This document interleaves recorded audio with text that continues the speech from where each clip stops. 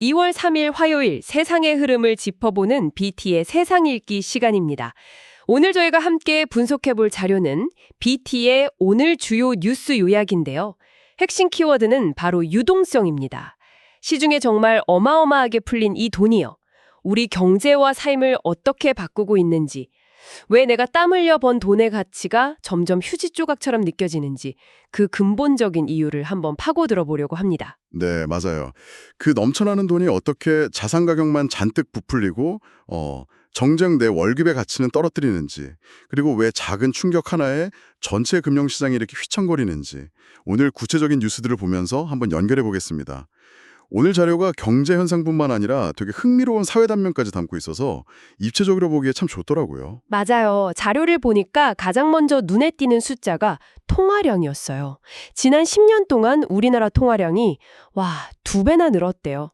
4,500조 원이 넘었다는데 아니 대체 이 막대한 돈은 다 어디로 간 걸까요? 바로 그게 문제의 핵심인 거죠. 그 돈이 뭐 새로운 공장을 짓거나 기술을 개발하거나 이런 생산적인 곳으로 흐린 게 아니고요. 부동산 같은 자산 시장으로만 확 쏠려버린 겁니다. 자료에 나온 것처럼 예전에 7억 원 하던 집이 갑자기 30억 원이 되는 뭐랄까 자산 인플레이션이 벌어진 거예요. 그러니까 열심히 일해서 버는 돈의 가치가 자산 가격이 오르는 속도를 도저히 따라갈 수 없게 된 거군요. 네, 바로 그거죠. 그렇게 거품처럼 부풀어 오른 시장이다 보니까 이제 그 유동성 파티가 끝날지도 모른다. 이런 소식 하나에 그냥 시장 전체가 공포에 떠는 거군요. 자료에 나온 워시 쇼크가 딱 그 예시고요. 정확합니다. 판은 금리를 올려서라도 물가를 잡아야 한다. 이런 강경한 입장이거든요. 금리를 올린다. 네, 금리가 올라가면 기업이나 개인이 돈 빌리기가 어려워지고 또 이자 부담이 커지잖아요. 그럼 자연스럽게 소비랑 투자가 줄고 경제 성장이 둔화될 거라는 우려가 생기는 겁니다. 투자자들 입장에서는 기업의 미래 이익이 줄어들 테니까 주식을 막 파는 거죠. 그래서 워시 쇼크 때 외국인이 하루에 2조 5천억 원을 팔아치웠다는 거군요. 코스피 5천선까지 무너지고 네, 그만큼 시장이 금리 인상 가능성에 얼마나 민감한지를 보여주는 겁니다. 하루 만에 2조 5천억이라니 정말 엄청난 규모네요. 근데 그 충격이 주식시장에서만 끝난 게 아니라고요? 그러며 유동성의 힘으로 가격이 올랐던 자산들은 다 타격을 입었습니다. 비트코인은 심리적 지지선이라는 8만 달러가 깨졌고요. 특히 금값은 하루 만에 9%나 폭락해서 12년 반 만에 최대 낙폭을 기록했어요. 9%요? 금값이 시장이 불안해지니까 위험 자산에서 돈이 빠져나와서 달러 같은 전통적인 안전자산으로 몰릴 수 있다는 신호를 보여준 거죠. 그럼 이런 거대한 경제의 흐름이 우리 평범한 사람들의 삶에는 또 어떻게 나타나고 있을까요? 자료를 보니까 신의 직장이라 불리는 은행 이야기가 나오네요. 맞아요. 은행에서 2,400명이나 희망퇴직을 신청했다는 뉴스인데 일부는 퇴직금으로 10억 원 이상을 받는다고 하죠.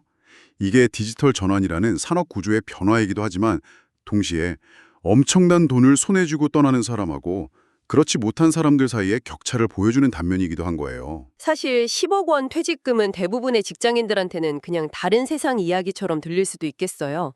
오히려 자산 격차가 얼마나 벌어졌는지 더 실감하게 되는 소식 같기도 하고요. 바로 그 지점입니다. 그리고 이런 현실을 가장 상징적으로 보여주는 게 바로 로또 이야기예요.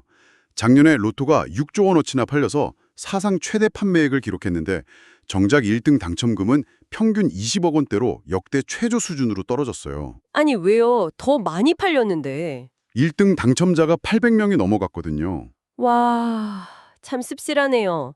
세금 떼고 나면 서울에 괜찮은 아파트 한 채 사기도 힘든 시대가 된 거니까요.